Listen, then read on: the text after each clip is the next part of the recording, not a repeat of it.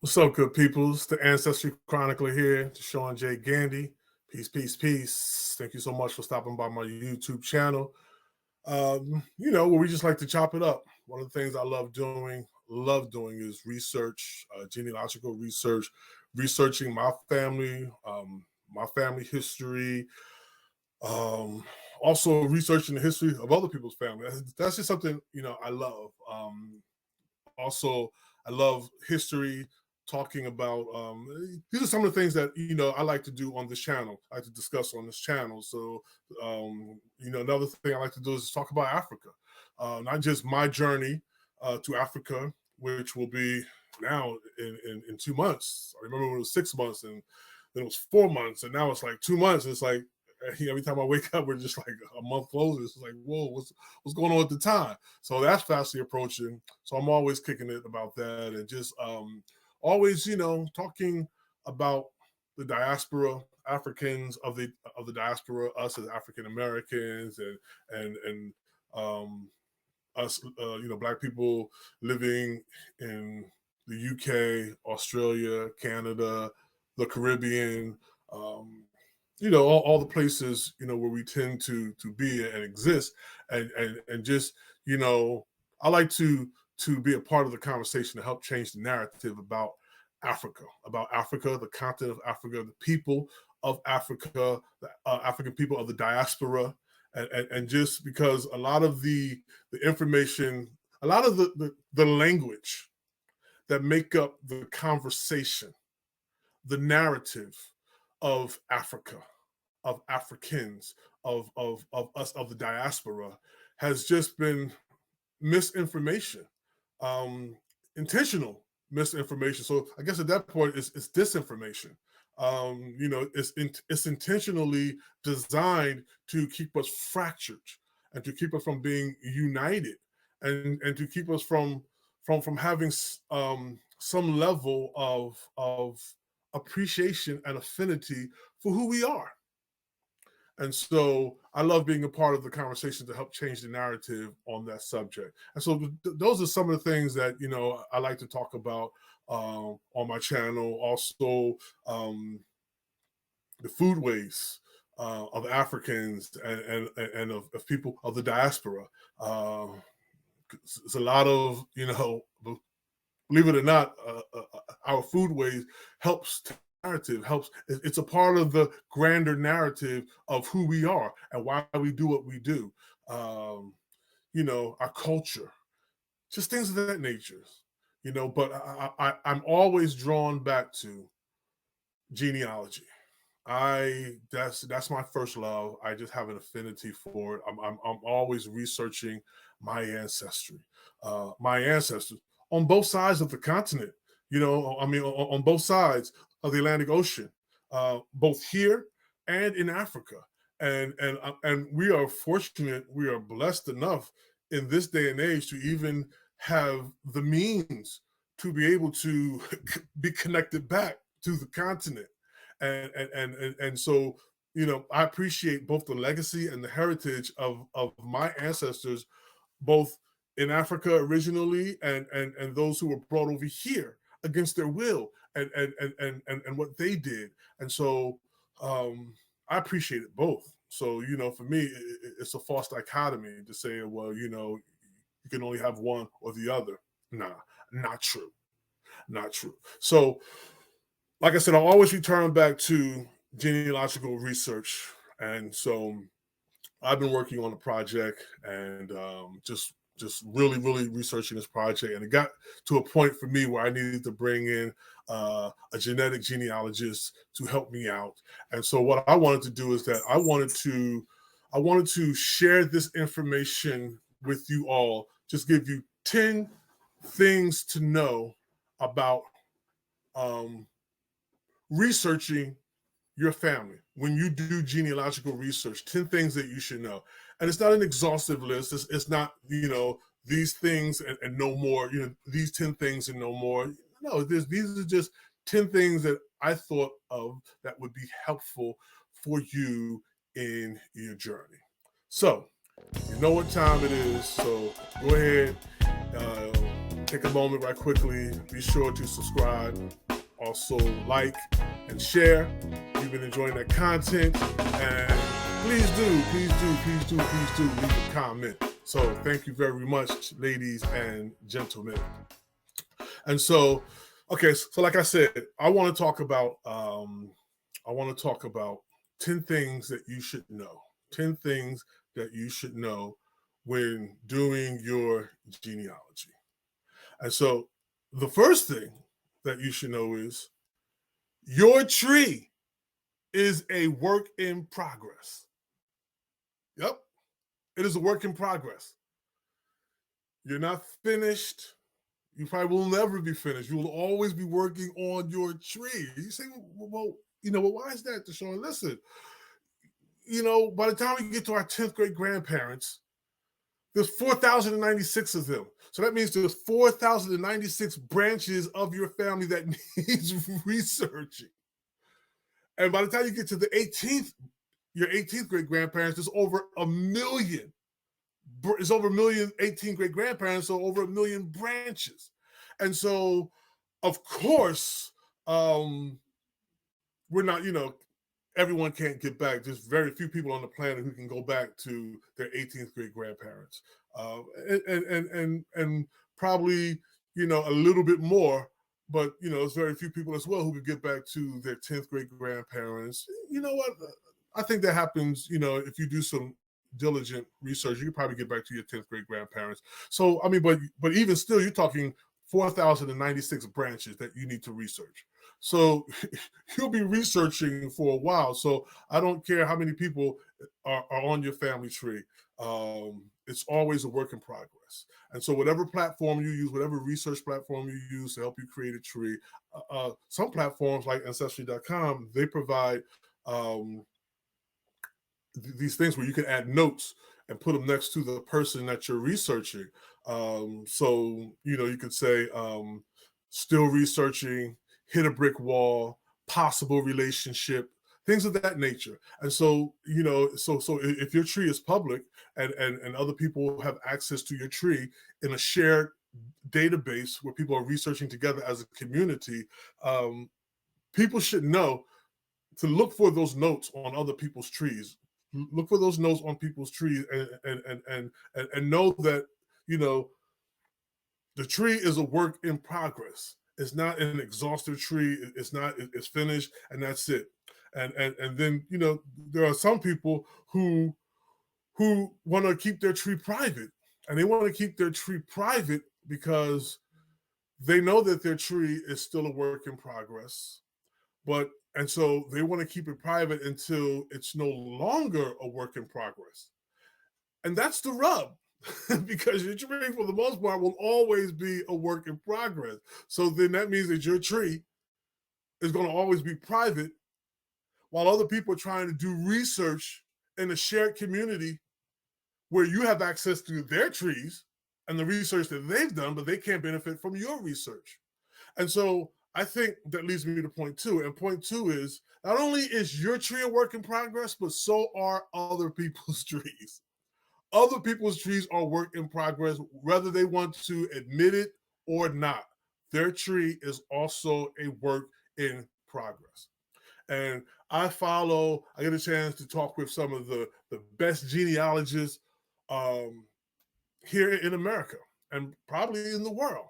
And they will tell you that they've been working on their trees for 30 years plus, and their tree is still a work in progress. So if someone like that can know that their tree is still a work in progress, so can you. So can I. And so that's the second point. I just want you all to know that not only is your tree a work in progress, but so are other people's trees. And so I say that to say this, as you're doing research and you're in a shared community where you can look at other people's trees, if you're don't just take from people's trees, don't just copy people's trees, research, because especially if you're not going to read the notes. Well, first of all, they have to provide notes. And if people don't provide the notes on their tree, then you don't know that that's what I'm telling you, that other people's trees are a work in progress. And so if you don't know that, then you're just going to copy their tree thinking, oh, well, they've done all the research and they got all the information, so I'm just going to copy what they got. And now you're like 4 years into research and you're building off of this misinformation that's not true, and you've gone down rabbit holes and you're in a trajectory that eventually, if you research long enough, you're going to find out you've wasted 3-4 years by going down trajectory because you thought this was the father, because you thought this was the mother. So your tree's a work in progress. Number 2, so are other people's trees. They're also a work in progress. Number 3, documents can contain misinformation. Yeah, documents are good. Gather as many documentations as you can. Source documentations, primary source, secondary source information. Get all you can, but research them. Compare them with other documents. Just make sure that there's this consistency there, and just know that documents can have misinformation on them. A census record can have information on there that can be totally incorrect. It could say this person is a widow, and so you're following the trajectory that their husband died prior to the year, prior to this census record being taken, because the last one 10 years ago they were married, and now in this one they're widowed, and so you're going off of the whole idea that okay, so my third great grandmother was widowed at this time, and actually she wasn't. Her and your fourth great grandfather just separated. But the separation was so crucial, if you will, that she was just like, as far as I'm concerned, you're dead to me, so I'm a widow. And then you find him 2 years later on another census record, same dude, same birth date, same birth location, all the information checks out, and he has another wife and other children. So so just research all your documentations, research your census record, research your death certificates, because death certificates, listen, the information that's on death certificates, for the most part, have been filled out by what's called an informant. And for the most part, the informant, he is not the person. It's not he or she who is closest to the family. It's not that immediate family member of the person who passed away. Clearly, it's not the person who passed away. And so, because the immediate family, for the most part, is grieving. So that extended family, someone steps up, or it could be a friend or a neighbor, who believes they have all the information and correct, and they're going to fill out that death certificate, and they're trying their best. They're good intentioned, and they fill it out, but hey, they got the wrong father.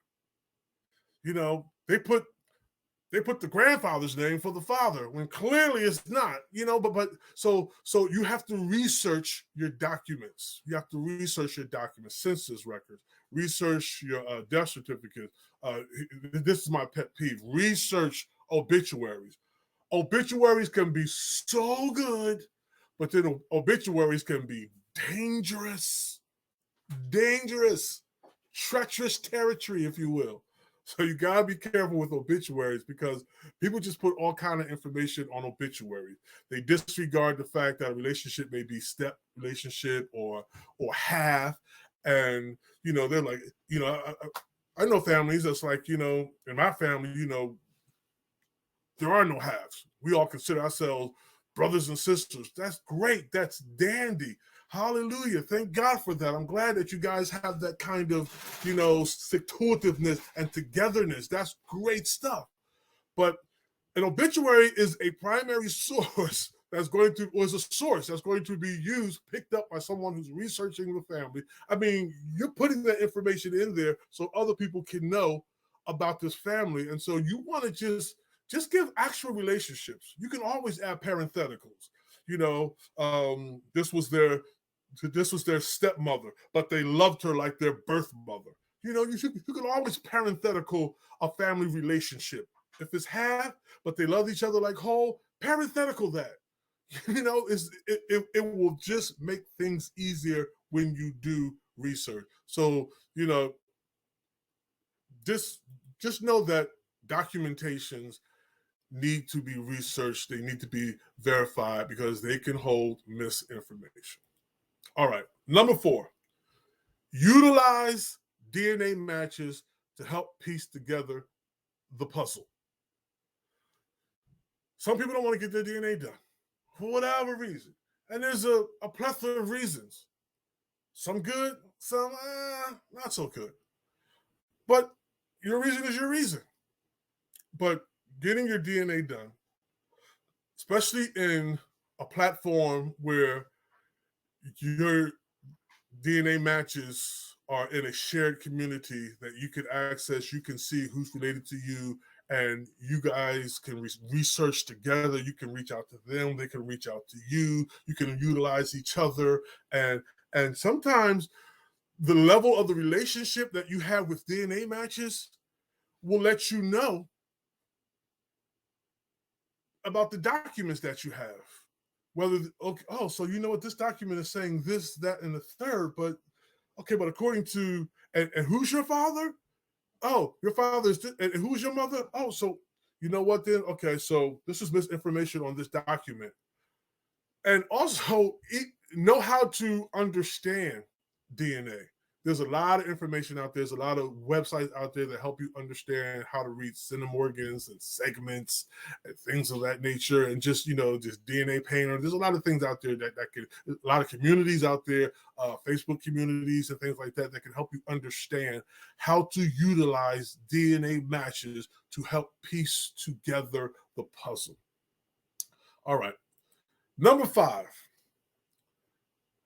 Recognize inconsistencies between the paper trail and the DNA matches. That's what I was just talking about. Be able to see that. Some people see it, it's right there, staring them in the face. They see it, but they don't care, because this is a document, and this and what I'm holding, and whatever document that I've gathered, it's the gospel truth. And then there's DNA. And you know what the saying is, hey, DNA don't lie. So now you got DNA that don't lie. You got documents that you're holding on to as gospel truth. And there's a discrepancy or inconsistencies between the information that's coming from both of them. And so you got to be able to see that. You got to be able to know when the pieces to the puzzle have now themselves become puzzles. You got to recognize that. And the sooner you recognize that, the quicker you recognize that, the quicker you can make amends. You can readdress the situation. You can adjust. You can step back and say, okay, okay, what's going on here? And then, okay, I need to do further research on these documentations, or what is this discrepancy? Why is it here?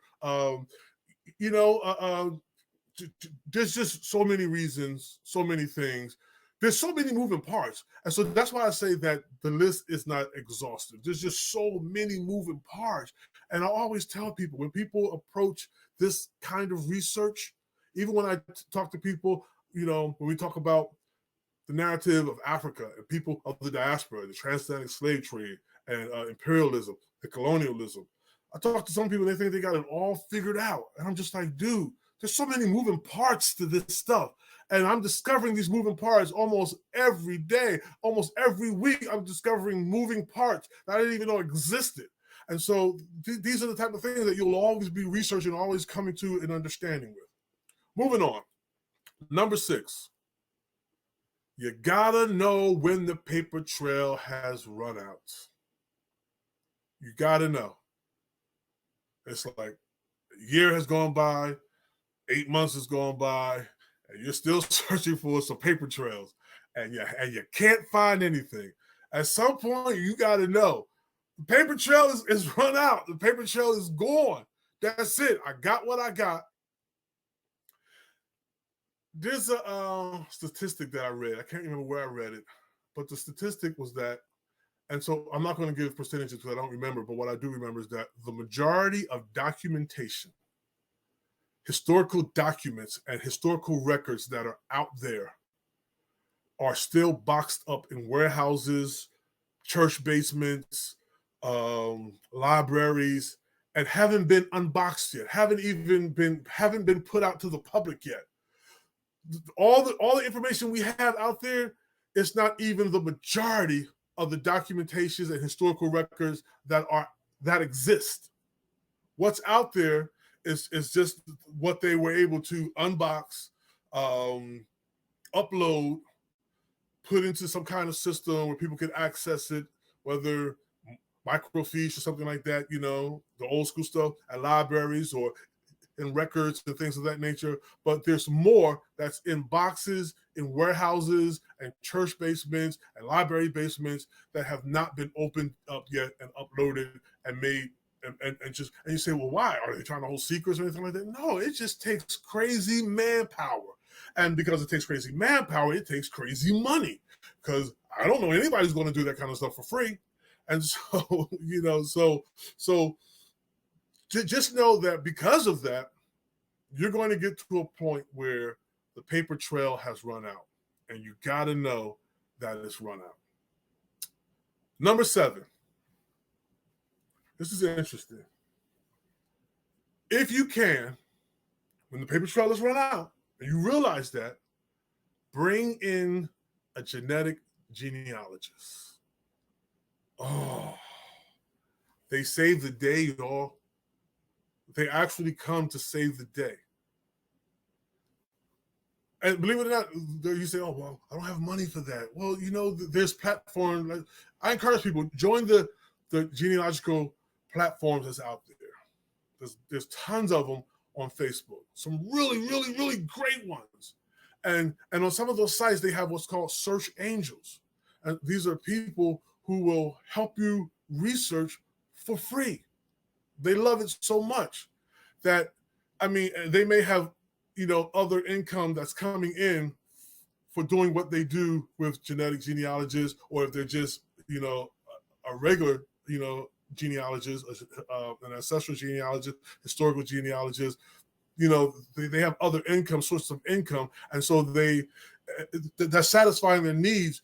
And so they're willing to help out other people who need the help for free.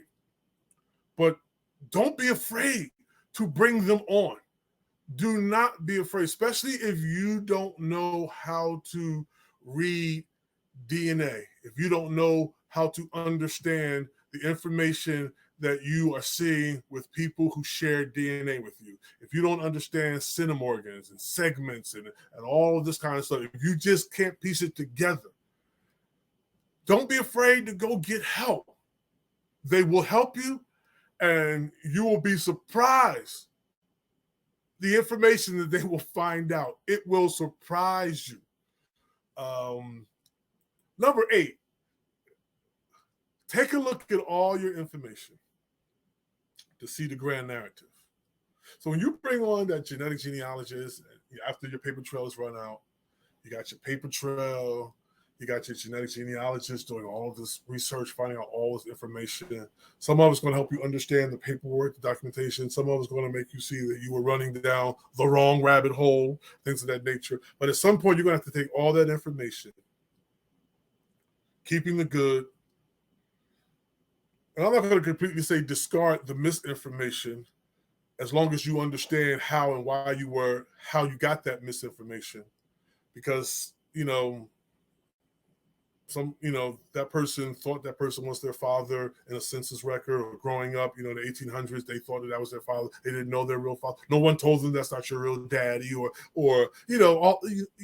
just don't know why information is on a documentation. It's not like someone saying, let me try to trick a genealogist 100 years from now. No. So understand why there may be misinformation on documentation. And then you take all that information that the genetic genealogist is giving you, all the information from your research, from the documentations, and all of these things, and just look at the grand narrative that is giving you.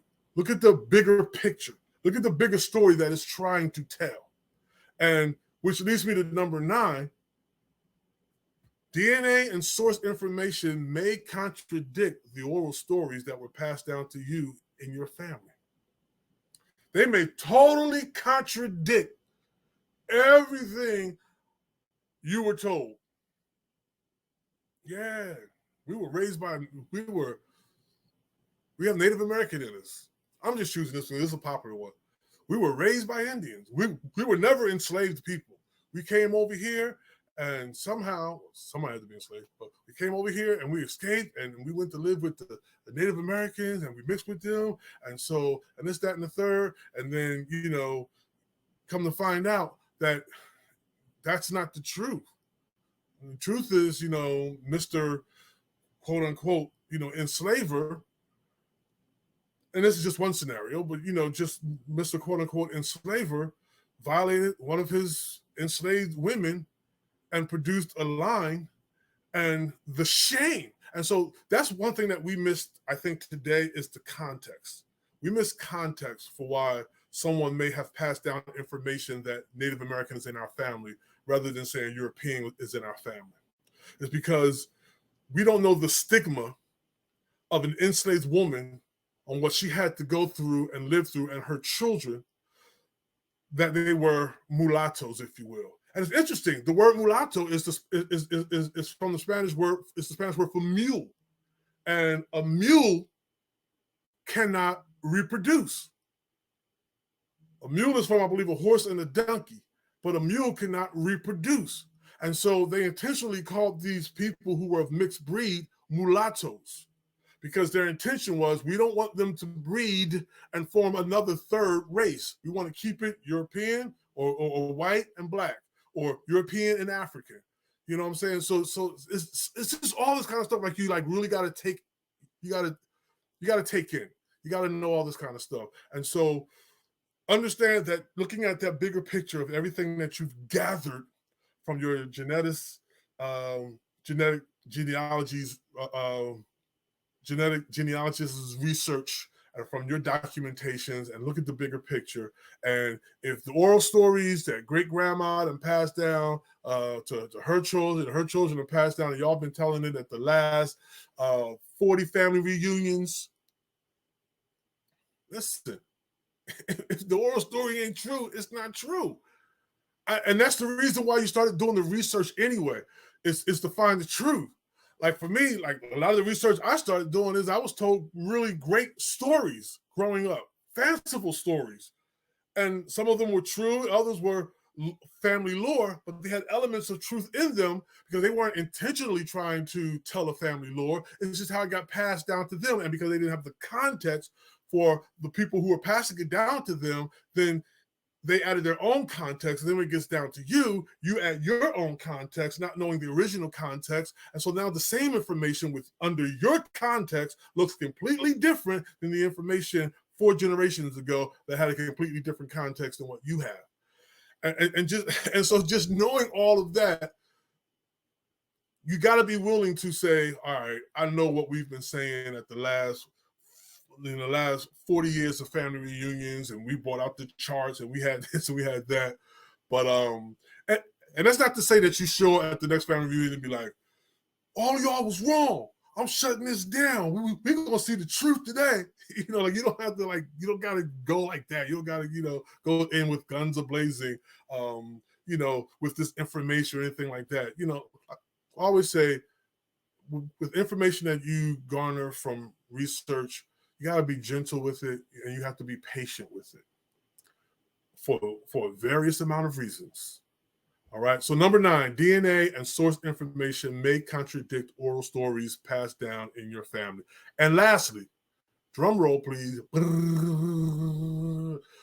Number 10, remember your tree is still a work in progress. After all's been said and done, and you didn't hire or brought in or benefit from the research of a genetic genealogist and other genealogists, and you brought people, and you've done this collective research, you're finding out the right information and correcting things and this, that, and the third. Still know that your tree is still a work in progress. And so that's just good information. Don't ever forget that. Use that. And again, these are just 10 points that I wanted to bring out to you all, just so you could know when you do genealogical research, you got to have some guidelines and you got to have some expectations. But you have to know that some of your expectations will be spoiled. Some of your expectations will not be met. And I think one of the greatest things to disappointment is when we set up our expectations and we don't understand that there is a possibility that our expectations won't be met.